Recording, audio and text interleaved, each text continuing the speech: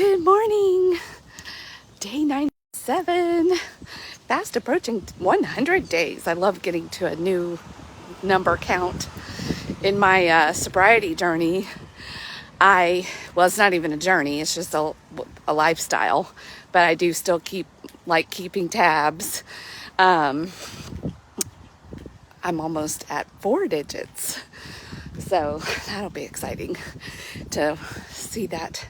That's how I like tracking things now. I used to really resist tracking because it just shows you the power of small, consistent changes. And that happens minute by minute, day by day. And before you know it, the time passes anyway. So really being able to track, you don't know where you are unless you're keeping track, right? And just the power of,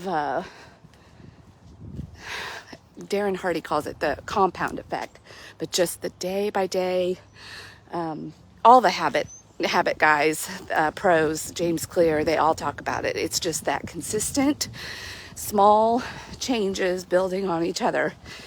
And in 5 years, you could be a whole new person. In 1 year, you could be a significantly different person. Anyway, you're always who you are at your essence, but becoming that quote unquote best version of yourself and fulfilling your potential. And a lot of times when we think about what we really want to be, we're like, oh, it's too much, it's too big, I can't do it. But if you do it day by day, little by little, and consistently show up, it does happen. I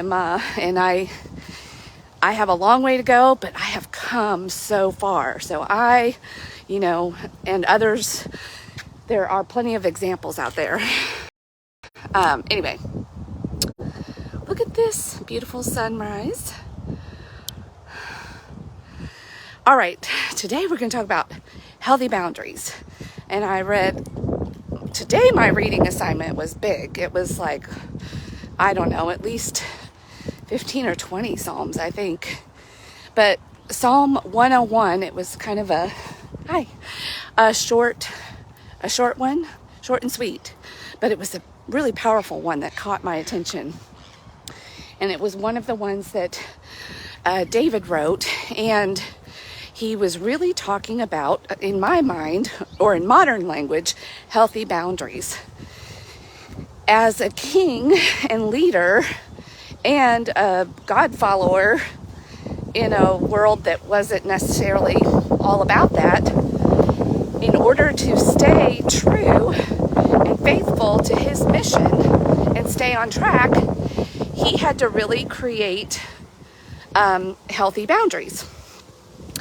And to make sure that he stayed focused and clear.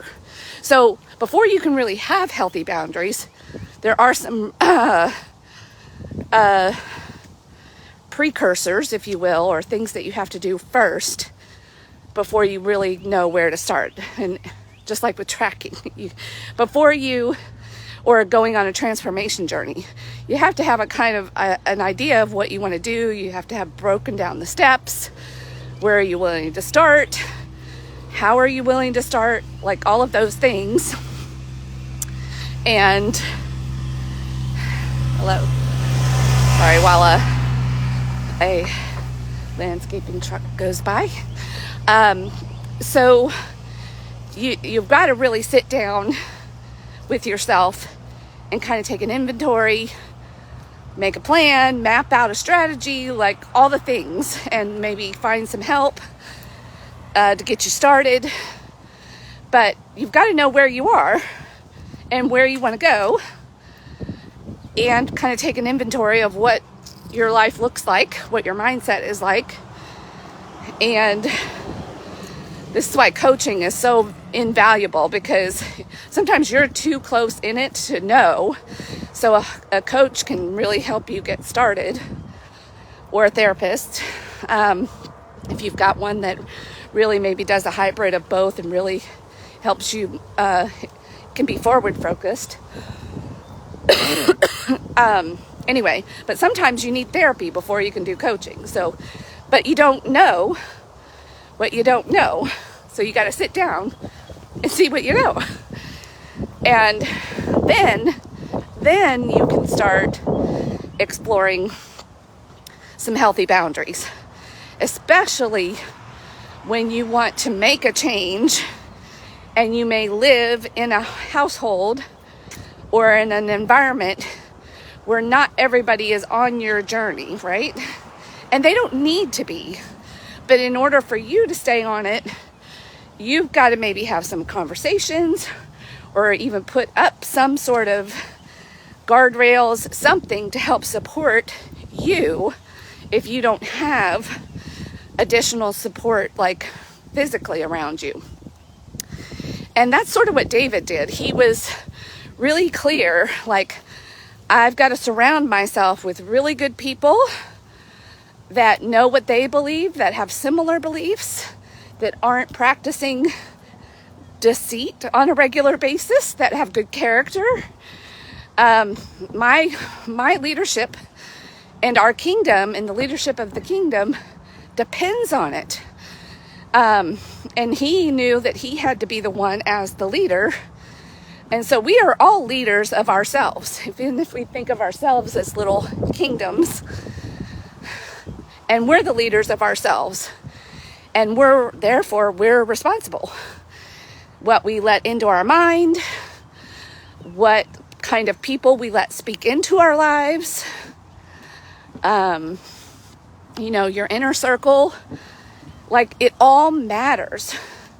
Because if you're trying to maybe make a change with your weight, but maybe you've been, and this used to be me, like I really wanted to be, well, I still want to lose weight, but I used to really be a Food Network junkie.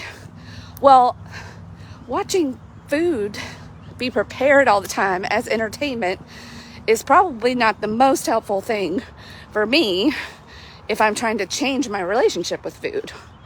Or I could pick out a couple of shows that, if I did still like that, I'd have to really focus on people that are cooking healthy food, right? Or magazines, if that was what I liked. I'd really have to look at that and either cut it out or make changes, right? On my sobriety journey, hello. So, there we go. Maybe didn't have a good signal there for a minute. Sorry if I cut out. So let's talk about I have made a huge change in my life to go from somebody that was a normal drinker. I was, by our understanding of alcohol in our culture, I was by no means an alcoholic. And so people often get confused on that. Like, our understanding of alcohol today is you're either a normal drinker and you're fine, or you're like non-functioning alcoholic who needs help and all of that. So it's really, but people are learning more and more, like we looked at cigarettes back in the day, that this is not a health food. And the alcohol industry has really pulled one over on us. Anyway, so we'll put that aside. I don't need to get on that soapbox. So I have made a decision for health purposes, and actually as stage 1 of my weight loss journey, to cut out alcohol. Consuming that many, empty calories a day is no bueno for somebody that's trying to be healthy and be a healthy weight. And also when you drink, you tend to, eat a little more rich food, snack, or at least some of us do. Now, I know not everybody does. So some people are disciplined enough to drink their calories instead of drinking and eating. So if you're one of those, okay, that was not me. So anyway, going from a regular drinker with a spouse who still drinks daily, I had to put up some really healthy boundaries for myself. And at first, he and I would be like, okay, let's not drink for 30 days or a couple of weeks, or or not on weekdays. We'd do that with each other. Well, we had the same habit. We were not good. It did not work. One of us would have a stressful day and we'd be like, just if it doesn't. Okay. So hopefully, I don't usually go back and watch these. I might have to today. Anywho, I was like, okay, this is not working. When two people are in that close a proximity together and they're both struggling with the same issue, it's hard to be each other's accountability partners unless you're both just fully committed and all in and you're doing all the things and you've set up all the guardrails everywhere else in your life. We weren't doing that. And so I finally had to say, after a couple of years of just kind of farting around or playing with it, I had to get serious about it. And I just didn't like the way it was helping me show up in life or not helping me show up in life, and kept me just, feeling like I was taking one step forward, two steps backwards. So I wanted to get off that train. So in order to do that and become successful, I had to be really clear. I had to have a very specific goal in mind so I could, measure and track and I put all of those things in place in my life. I hired coaches. I invested in every kind of alcohol-free beverage that I wouldn't be able to enjoy, so it wouldn't be a sense of deprivation. I had to really read the right material. I had to change where I went. Now, COVID came along and also helped me a little bit, so there wasn't the normal temptations of going out as often with groups of friends and all of that stuff. But even if it had, I was prepared. I could do that. Because I was sober for about 5 or 6 months before COVID came along, or the world shut down. So I did navigate that okay, and I was prepared to. So that's kind of what I was watching David do in this particular psalm. He was really in order to be the kind of king I want to be and have the kind of kingdom and the leadership, I've really got to surround myself with the right people. I don't expose myself to certain types of material. He talked specifically about what he let into his mind and his heart. And that's what we've got to do too. And a lot of us really want to change. We really want it, but we don't really stop and think, who and what are we surrounded by? And we really don't want to make changes. This is why it's part of why it's hard, and we call it the work. Because you might have to say bye to some people for a while or forever. You outgrow people. When you are on a growth journey and you're not surrounded by growth-oriented people, you are where you are for a reason. And if you continue to just let those kind of people surround you, or those activities, if you don't make some changes, and then you're sitting there wondering why you're not having success, there's your sign. So having healthy boundaries is very important. And if you are struggling with anything, weight, energy levels, feeling like you have no time for yourself, overwhelmed all the time, you also might have a lack of healthy boundaries. And many people that don't have healthy boundaries also are codependent. I was a classic, textbook codependent. And I didn't know any better. It was how I was raised. It was how my family operated. This is my grandmother, who I love very much. It's actually her birthday today. I think she would have been maybe 90 or something like that. Maybe. But it is very, and God rest her soul. She didn't know what she didn't know. So I'm not trying to disparage her, but man, that is when I think about my codependency, I look right to her and go, wow. And she was stuck the same way I was stuck.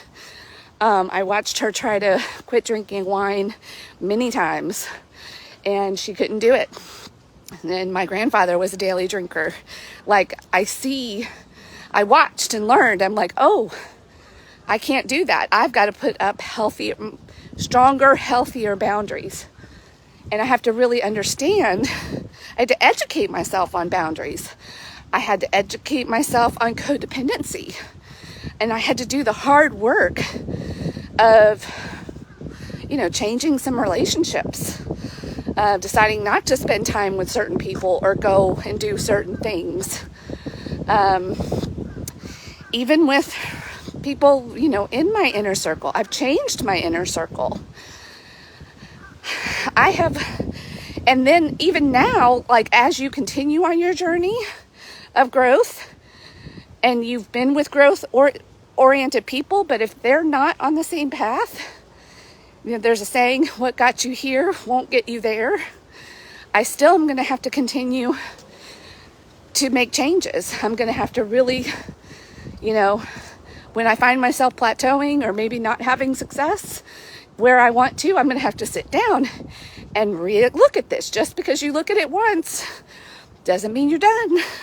You've got to keep looking at it, keep evaluating it in order to keep growing. And this doesn't mean that we don't associate with certain people or that you're like a snob and you're like, oh, get away. No, it's not that at all. We're talking about your tight inner circle and what you allow to speak into your life. So I'm not even talking about just people but it could also be, what books are you reading? What television are you watching? How are you spending your time? Are you listening to podcasts, reading books? Like, all of it matters. And if you don't think it does, we should talk.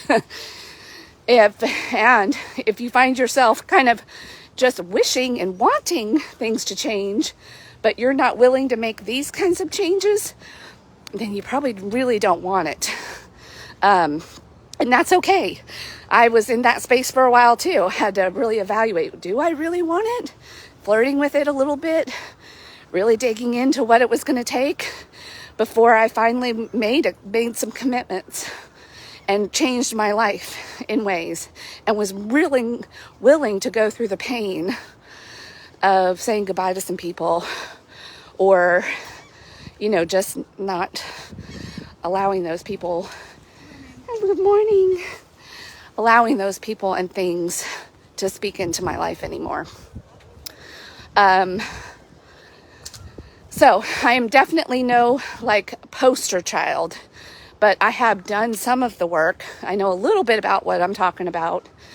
And I'm even in a spot now where I may have to, I probably got this message partly because I'm at that level where I need to sit down and do some of this myself. It's been a while, and I've kind of, you get comfortable again and you get on autopilot, and then you're like, oh, you got to take a deep breath and go, okay, it's time to climb a little bit more. And that requires checking your backpack and your supplies, making sure that you've got everything and you're as equipped as possible in mind, body, and spirit to go the next level, or just decide, you know what? I don't really know that I want to go to that level or do that thing if it requires me to make this many changes. And that's okay too. It's totally our lives.